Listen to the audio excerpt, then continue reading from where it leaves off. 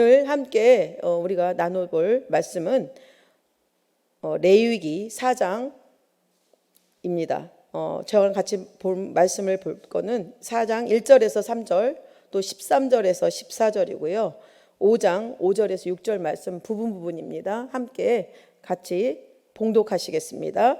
야훼께서 모세에게 말씀하여 이르시되 이스라엘 자손에게 말하여 이르라. 누구든지 야훼의 계명 중 하나라도 그릇 범하였으되 만일 이스라엘 온 회중이 야훼의 계명 중 하나라도 부지 중에 범하여 허물이 있으나 깨닫지 못하다가 그 범한 죄를 깨달으면 회중은 수송아지를 속죄제로 드릴지니 그것을 회막 앞으로 끌어다가 이 중 하나의 허물이 있을 때에는 아무 일에 잘못하였노라 자복하고 그 잘못으로 말미암아 야훼께 속죄제를 드리되 양떼의 암컷 어린 양이나 염소를 끌어다가 속죄제를 드릴 것이요 제사장은 그의 허물을 위하여 속죄할지니라. 아멘. 오늘 저는 이제 부분을 이렇게 말씀을 함께 이렇게 봉독했지만 저는 오늘 여러분과 함께 레위기 4장과 또 5장 1절에서 13절 말씀을 가지고 하나님께 나아가는 길 속죄제라는 제목으로 함께 은혜를 나누도록 하겠습니다. 죄인된 인간이 거룩한 하나님을 만나고 교제하기 위해서는 하나님께서 그 우리의 죄를 용서하는 길밖에 없었습니다. 왜냐하면 거룩하신 하나님 앞에 우리가 죄를 가지고 나아갈 수가 없기 때문입니다. 그래서 구약시대에서는 하나님께서 그 많은 만날 길을 제사를 통해서 이렇게 열어주셨습니다. 그래서 그 제사를 하나님이 가르쳐 주신 그 제사법을 통해서만 사람이 하나님 앞에 나아갈 수 있었고 또 그 제사가 하나님께서 인간에게 들어오시는 길이 됐고 또 하나님과 사람이 만나는 그런 어떤 유일한 길이 되었습니다. 그래서 레위기에서는 5가지 어떤 제사를 제시해 주고 있으신데 어제까지 우리가 1장부터 번제, 소제, 화목제에 대해서 우리 말씀을 공부하셨을 것입니다. 오늘 저하고 함께 나눌 속죄제 그리고 내일 또 석곤제는 이렇게 5개로 나눠지는데 번제, 소제, 화목제는 자원함으로 드릴 수 있는 제사였습니다. 그렇지만 이 속죄제와 속건제는 자원함이 아니라 반드시 드려야만 했던 것입니다. 그래서 우리가 이 4장 속죄제는 살펴볼 때 빗나가다, 죄짓다라는 히브리어 하타라는 동사에서 파생돼서 죄를 뜻하고 있습니다. 이것을 헬라어로는 여러분 너무 많이 잘 들으셨을 거예요. 하마르티아라고 해서 관역을 벗어난 것, 또 목표를 이탈한 것. 그래서 죄라는 것은 무엇이냐? 하나님의 길에서 벗어나는 것이다. 하나님이 주신 율법 계명에서 그 벗어나는 것이 죄악된 길이고 죄의 길이다. 그렇기 때문에 우리는 그 범죄했을 때 이렇게 속죄제를 드려야 한다라는 것입니다. 이 제사, 이 속죄제는 드려도 그만, 안 드려도 그만인 것이 아니라 반드시 드려져야 하는 것입니다. 제사장, 온 회중이 또 족장이, 지파의 족장이 또 평민이 어느 누구나 개개인이나 할 것 없이 모든 사람은 죄를 가지고 있고 죄를 저지르기 때문에 이 속죄제를 반드시 드려야 된다는 것입니다. 로마서 3장 23절에 모든 사람이 죄를 범하였음에 하나님의 영광에 이르지 못한다라고 말씀하고 있습니다. 그렇다면 여러분 죄는 왜 일어납니까? 사람들은 보통 죄를 지으면 저 사람은 죄인이야 라고 말을 합니다. 그렇지만 성경은 분명히 죄에 대해서 말씀하고 있습니다. 사람은 죄인이기 때문에 죄를 지을 수밖에 없다라는 것입니다. 우리 안에는 죄성이 있습니다. 어떤 죄성입니까?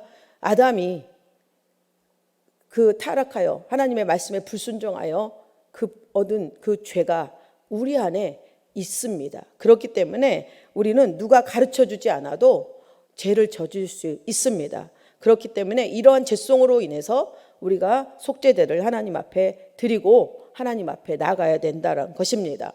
그렇다면 누가 제사를 지내야 되는가라고 이렇게 물었을 때 오늘 본장 4절은 사람 또 어떤 사람 어떤 경우에 대해서 얘기하고 있습니다.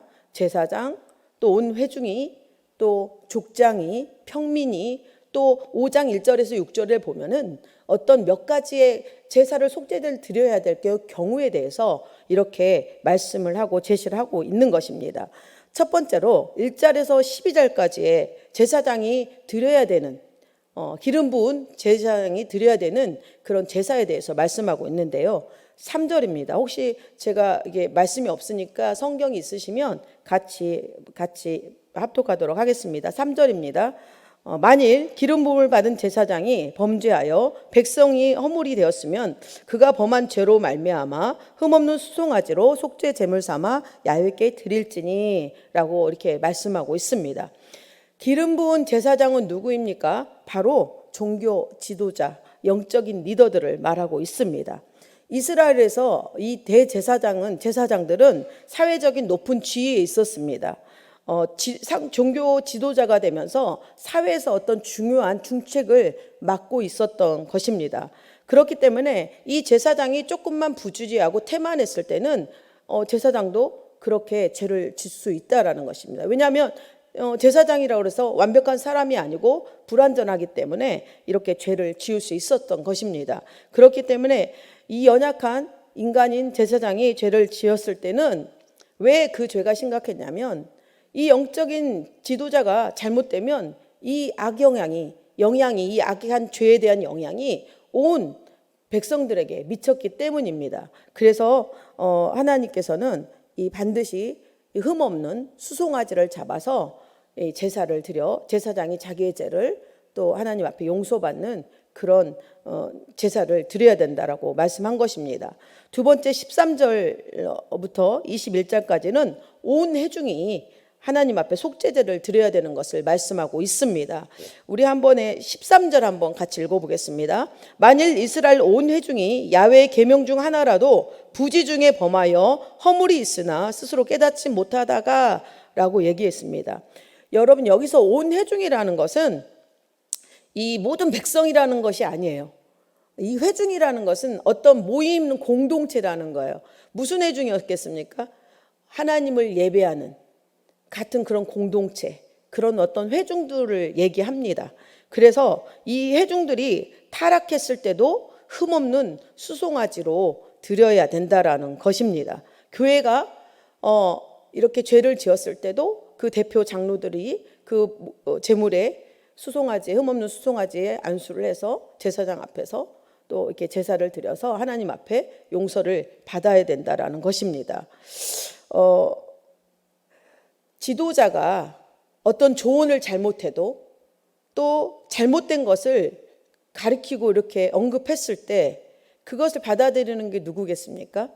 이 같은 우리 공동체 안에 있는 사람들이 다 같이 받아들이는 거 아니겠습니까? 그러면 그 영적인 지도자가 저지른 죄가 우리도 모르게 우리 안에서 다 숨어져 있고 이렇게 그 죄가 우리에게 옷 입혀 있다라는 것입니다. 그렇기 때문에 하나님께서는 온 회중, 우리 교회 공동체, 또 우리 모임이 이렇게 죄가 있다면 흠없는 수송아지를 잡아서 하나님 앞에 그 속죄 제사를 드려야 했다는 것입니다.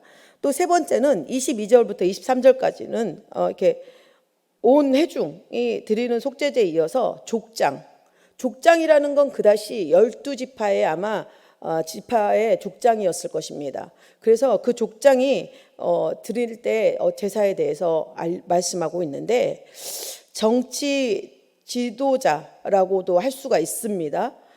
그런 어떤 지파의 정적인 정치의 지도자가 죄를 범했을 때는 그 어떤 영적인 대표인 우리 지도자 대제사장과 온 회중이 지었을 때 죄보다는 약했어요. 왜냐하면 그만큼 지위가 좀 낮았기 때문에 범죄를 했을 때 영향이 조금 작았어요. 그리고 이 족장은 그 회막 안에 들어갈 수가 없었어요. 그래서 회막 뜰에서 활동을 했어요. 그렇기 때문에 그 죄를 뭐 송소 안에 들어가서까지 할 필요가 없었습니다. 그래서 그 본인과 또 회막 뜰만 정결하게 했기 때문에 어떤 이 속죄 이 죄를 이렇게 드려야 되고 그렇게 무엇으로 숫 염소로 이렇게 드리는 그 조금 더 대제사장과 온 회중보다는 약하게 제사를 드려야 되겠습니다. 그래서 어떻든 그 범위가 영향력이 대제사장과 온 회중보다는 약했다라는 것입니다. 그래서 어떻든 회막들과 본인만 정결하게 하면 되었다라는 것입니다. 네 번째로 27절과 28절은 평민의 한 사람, 평민의 한 사람이라는 것은 백성들, 저와 여러분 또 개개인의 모든 사람들을 위해서 그 사람들이 저지른 죄에 대해서 속죄제를 드려야 하는 것에 말씀하고 있습니다. 우리 한번 말씀 27절과 28절을 한번 읽어볼 텐데요. 같이 합독하시겠습니다. 만일 평민의 한 사람이 야훼의 계명 중 하나라도 부지 중에 범하여 허물이 있는데 그가 범한 죄를 누가 그에게 깨우쳐 주면 그는 흠없는 암염소를 끌고 와서 그 범한 죄로 말미암아 그것을 예물로 삼아, 이렇게 말씀하고 있습니다. 이스라엘 평민이 개개인이 부지 중에 저지른 죄, 또 부주의하거나 알지 못해서 저지른 죄에 대해서 경우를 다루고 있는데, 우리는 보세요. 하나님의 말씀을 알지만은 고의적으로 저지를 수도 있어요. 그렇지만 정말 이스라엘 백성들이 모르고 부지불식간에 저지를 때도 있었어요. 왜냐하면 그 많은 율법, 계명들을 어떻게 다 기억하겠어요. 저희 헌법, 이렇게 우리 국민헌장 이런 거 잘 모르시잖아요. 그런 것처럼 그 너무 많은 하나님의 그 계명들을 잘 일일이 기억할 수 없었기 때문에 이게 내가 죄를 저질렀는지도 모르게 죄를 짓고 있는 것입니다. 그래서 평민들이 개개인이 저지른 죄에 대해서 어떻게 속죄를 받을 것이냐라고 이렇게 받아야 되는지 이렇게 제시를 하고 있는 것입니다. 그렇기 때문에 이 속죄 제사는 여러분 어떤 예외가 하나도 없는 거예요. 누구나 저와 여러분이 개개인이 모든 사람이 하나님 앞에 제사를, 속죄 제사를 드려야 했던 것입니다. 그렇다면 이 제사를 언제 드려야 했는가? 우리 보면은요, 이 본문에 아까 읽었을 때 2절에 그릇이라는 말이 나와. 그릇데이. 또 보면은 또 13절과 22절과 27절에 보면은 부지 중에, 이렇게 우리 오늘 말씀 읽었잖아요. 부지 중에 그릇. 이건 무슨 뜻이냐면 부지 중이라는 뜻은 히브리어로 비쉬가가라고 이렇게 얘기하는데, 이 그릇, 이 4장 2절의 그릇과 같은 단어로 실수하여 부지불식간에 라는 뜻을 의미하고 있습니다. 그래서 13절과 14절 보니까요, 우리 한번 같이 읽어보겠습니다. 성경책 13절 14절. 만일 이스라엘 온 회중이 야훼의 계명 중 하나라도 부지 중에 범하여 허물이 있으나 스스로 깨닫지 못하다가 그 범한 죄를 깨달으면 회중은 수송아지를 속죄제로 드릴지 그것을 회막 앞으로 끌어다가 부지 중에 또 깨달으면, 대부분 범죄하는 것은 우리가 하지 말아야 될 것을 알면서도 연약함 때문에 저지를 수 있다라는 것입니다. 그래서 어떤 의도가 있든지 또 알지 못하고 부지 중에 죄를 저지르지만 우리는 그 허물을 깨닫게 될 때, 내가 잘못했구나, 내가 하나님 앞에 죄를 범했구나, 내가 잘못한 거네 라고 깨달았을 때 우리는 이렇게 속죄제를 드려야 된다라는 것입니다. 그리고 또 나는 모르는데 옆 사람이 당신 이거 잘못했어요, 잘못하고 있네 라고 저의 죄를 이렇게 꼬집어주고 얘기했을 때, 그럴 때 속죄제를 드려야 된다라는 것입니다. 그때 그렇게 제사를 하나님 앞에 드려야 된다라는 것입니다. 여러분, 우리 죄를 깨닫기 원합니다. 내 자신을 성령에 비추어 보고 깨달으시기 원합니다. 당신 이거 잘못했어, 남의 죄를 지적질하는 것이 아니라 그분을 위해서 기도해주고 또 부드럽게 권면을 해주고 해야 되지만, 일단 우리 자신을 잘 성령의 빛으로 비추는 저와 여러분 되시길 소망합니다. 성령님께서는 저와 여러분 지금도 말씀하고 계세요. 깨닫게. 그래서 회개해서 정결함으로 주님의 나아가게, 하나님 앞에 더 깊이 나아갈 수 있도록 이 시간에도 우리를 깨닫게 하신 줄 믿습니다. 요한일서 1장 9절에 보니까 만일 우리가 우리 죄를 자백하면 저는 미쁘시고 의로우사 우리 죄를 사하시며 모든 불의에서 우리를 깨끗하게 하실 것이요 라고 말씀하고 있습니다. 여러분, 그렇다면 어떻게 제사를 드렸는가? 우리 제사 드리는 단계가 있어요. 제가 오늘 제사 드리는 단계를 말씀할 것은 대제사장과 온 회중이 그 죄를 저질렀을 때를 여러분에게 말씀드리겠습니다. 조금 제사법이 족장과 평민이 드렸을 때 제사법하고는 좀 다른데요. 이 제사는 대제사장과 그 온 회중은 성막소 안에서 피 뿌리고 바르는 하나님 앞에 드리는 그런 제사를 드렸습니다. 번째 우리가 보니까 3절에 아까 보니까 흠없는 제물로 드리는데 3절 한번 같이 읽어보겠습니다. 만일 기름 부음을 받은 제사장이 범죄하여 백성의 허물이 되었으면 그가 범한 죄로 말미암아 흠없는 수송아지로 속죄 제물을 삼아 얇게 드릴지니라고 얘기하고 있습니다. 흠없는 수송아지로 대제사장이 범죄했을 때 우리가 하나님 앞에 제물을 드려야 되는 그 속죄 제물은 흠없는 것이어야 합니다. 흠없는 수송아지, 흠없는 제물, 흠없는 곡식, 이걸로 하나님 앞에 속죄 제물을 드려야 된다라는 것입니다. 그래서 여러 흠없는 짐승들이 사용되었고 이렇게 나갔지만 하나님께서는 경제적인 형편도 살피셨어요. 그래서 대제사장과 온 회중은 수송아지를 흠없는 것으로 드려야 됐고, 또 족장들은 수렴소를 흠없는 것으로 드려야 됐습니다. 또 평민들은 흠없는 암염소와 어린 암양을 드릴 수가 있었습니다. 또 가난한 자들은 비둘기로, 또 극빈자들은 고운 가루 소재로 하나님 앞에 제물을 드려서 속죄제를 드릴 수 있게 했습니다. 두 번째 보니까 회막의 입구에서 안수를 하고 잡았습니다. 4절인데요. 같이 읽어보겠습니다.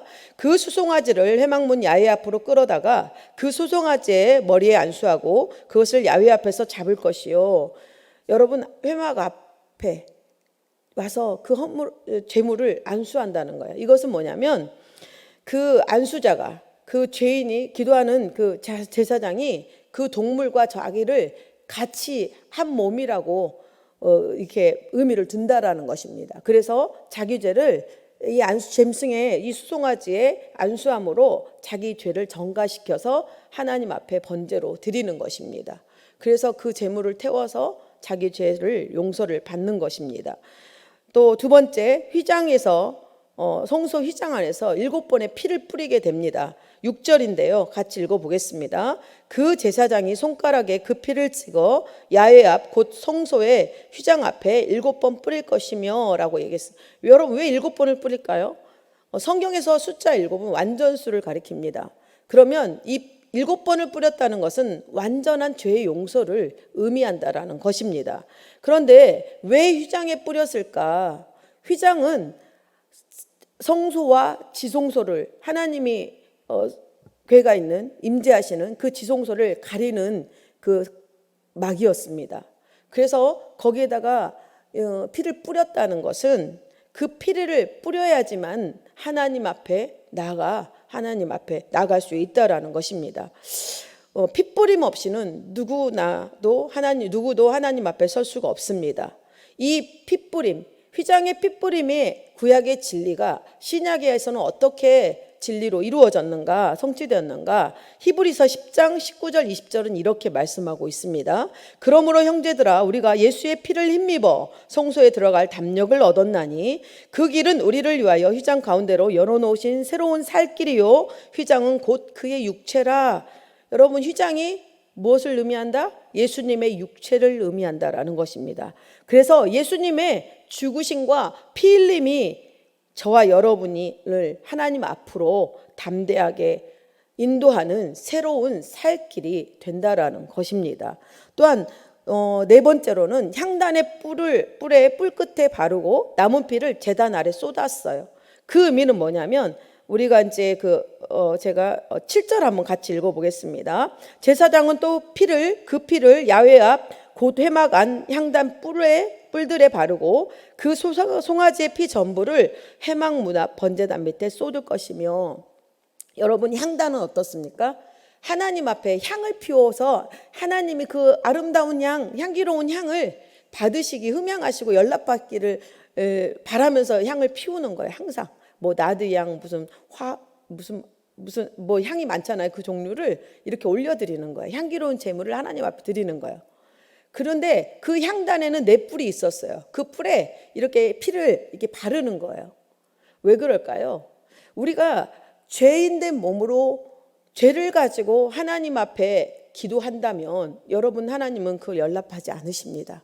그렇기 때문에 그 향단 네 뿔에 피를 찍어서 바르는 것은 하나님의 올려드리는 그 향기와 향기로운 향과 우리의 하나님 앞에 거룩함으로, 예수의 이 피를 힘입고 거룩함으로 하나님 앞에 기도하며 나갈 때 하나님께서 그 향기로운 향과 우리의 기도를, 흠없는 기도를 받으시고 연락하신다라는 것입니다. 또 제잔 밑에 뿌린다는 것은 어떻습니까? 여러분, 예수님은 십자가에서 우리의 죄를 속량시키기 위해서 십자가에서 피를 다 쏟으셨습니다. 예수님의 그 보혈의 피가, 그 피를 저희가 뿌리고 바르고 마실 때 우리는 그렇게 정결함과 거룩함으로 하나님의 자녀로 하나님 앞에 설 수 있다라는 것입니다. 또한 그 18절과 10절부터는 수송아지의 모든 기름을 떼어서 그 기름과 콩팥을 번제단에 태우고, 또 내장과 똥 같은 것을 진영 밖으로 다 버리는, 태우는, 진영 밖에서 태우는 그런 절차를 거칩니다. 여러분, 8절과 10절입니다.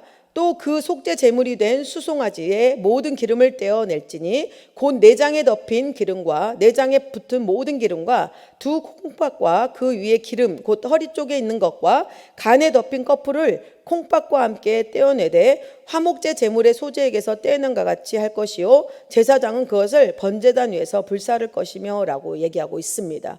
기름과 콩팥을 드린 이유는, 기름은 고기 중에 가장 값진 거예요. 최고의 어떤 제물이 되었던 것이죠. 제일 귀한 것. 그래서 제일 귀한 것으로 하나님 앞에 드린다라는 거예요.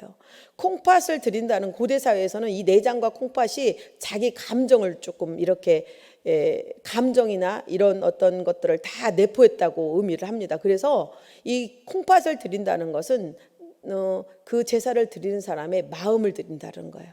마음과 정성으로 가장 귀한 것을 하나님 앞에 마음을 다해서 올려드리는 것이 이렇게 기름을 떼어서 번제단에 사르고 콩팥을 하나님 앞에 태워서 드린다라는 의미라는 것입니다. 그래서 항상 흠없는 것, 우리도 하나님 앞에 좋은 것으로, 가장 하나님 앞 기쁘게 하는 것으로 드리는 그런 삶이 되는 저와 여러분이 되시길 소망합니다. 내장과 똥을 진영 바깥에 버렸다는, 거룩한 곳에서 버렸어요.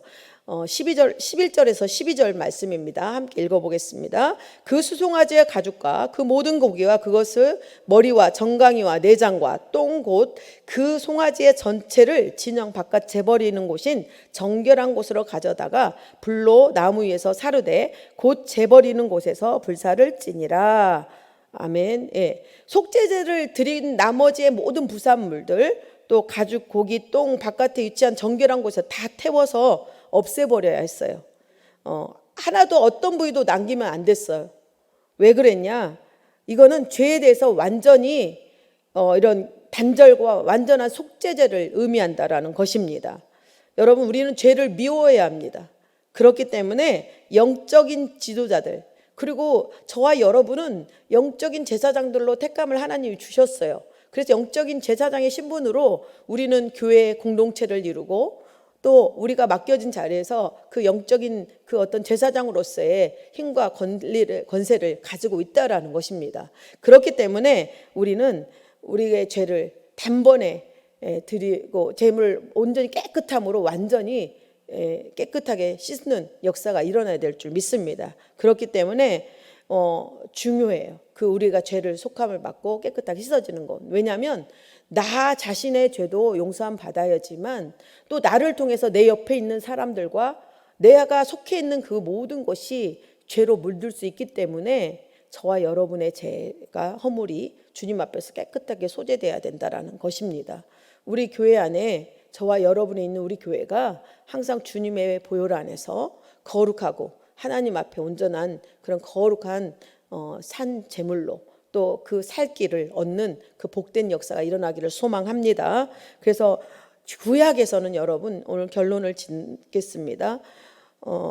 제사는 우리의 죄를, 오염된 것들을 정결하게 하고 또 합당하게 그렇게 그런 합당하게 얻을 수 있는 그 죄를 받을 수 있는 그 수단이 제물의, 흠없는 제물의 피라는 것입니다. 그렇지만 우리는 예수님의 그 흘리신 보혈의 피로 말미암아 우리의 죄가 단번에 온전히 정결하게 된 줄 믿습니다. 그렇기 때문에 이 구약의 제사는 여러분 불완전합니다. 항상 짐승을 항상 잡아야 됐어요. 보세요. 매일 그 수많은 사람들 얼마나 죄를 짓겠습니까? 그러면 그 성막들이 얼마나 피비린내고 그 얼마나 분주했을까요? 만약에 예수님께서 단번에 십자가에서 저와 여러분을 위해서 제사를 드려주지 않았던, 제사를 속량해 주지 않았다면 우리는 그런 번거로운 일들을 매번 했어야 했을 것입니다. 그렇지만 예수님께서 십자가에서 완전한 제물이 되어주셔서 그 예수님의 피를 또 성령이 거하시는 하나님의 전인 우리 그리스도인의 우리 성전된 몸이 깨끗함을 받아서 하나님께 나아가고 그 하나님과 우리 안에 거하시면서 하나님 앞에 기쁨으로 나가는 그런 살길, 새로운 길을 얻은 줄 믿습니다. 그렇기 때문에 저와 여러분이 항상 내 안에 지금도 매 순간마다 성령 안에 비추고 내가 그것이 깨달아지고 내가 정말 누구한테 잘못한 것 있다면 주 예수의 피를 힘입고 담대하게 예수 보혈로서 씻어지고 거룩함으로 하나님의 기쁨 또 영향력 있는 그 영적인 리더와 제사장으로서의 아름다운 삶이 되시기를 소망합니다. 네, 기도하겠습니다. 하나님 아버지 고맙고 감사합니다. 하나님, 우리는 예수의 피를 힘입고 예수님의 그 십자가 속량을 통해서 우리의 모든 불완전한 모든 죄들을 깨끗하게 완전하게 사함받은 줄 믿습니다. 그 예수님의 흘리신 보혈, 그 사랑을 그 아버지 예수님을 통해서 하나님의 사랑을 우리에게 보여주시고 하나님께 더 가까이 또 하나님과 만나며 함께 동행하며 또 우리의 전을 우리의 몸을 우리의 심령을 하나님이 거하시는 성전으로 삼고 세워주심을 감사합니다. 하나님 앞에 영광된 우리 각 사람 되게 도와주시고 우리 교회가 더욱더 하나님을 영광에 내고 거룩함으로 하나님의 마음과 합한 기쁨이 되는 공동체가 되게 하여 주옵소서. 오늘 우리 가정의 모든 문제, 우리 삶의 모든 문제를 놓고 기도하고 나갈 때 하나님 예수의 피를 믿고 거룩함으로 예수의 이름으로 구합니다. 응답과 기적을 주시고 우리의 연약함을 치료하여 주시옵소서. 오늘 드리는 모든 예물 위에 하나님 아버지 그 기쁘게 음양하여 주시고 100배 1000배로 갚아 주셔서 하나님의 아름다운 기쁨이 되는 통로로 쓰임되게 하여 주옵소서. 예수님의 이름으로 축복하며 기도드립니다. 아멘.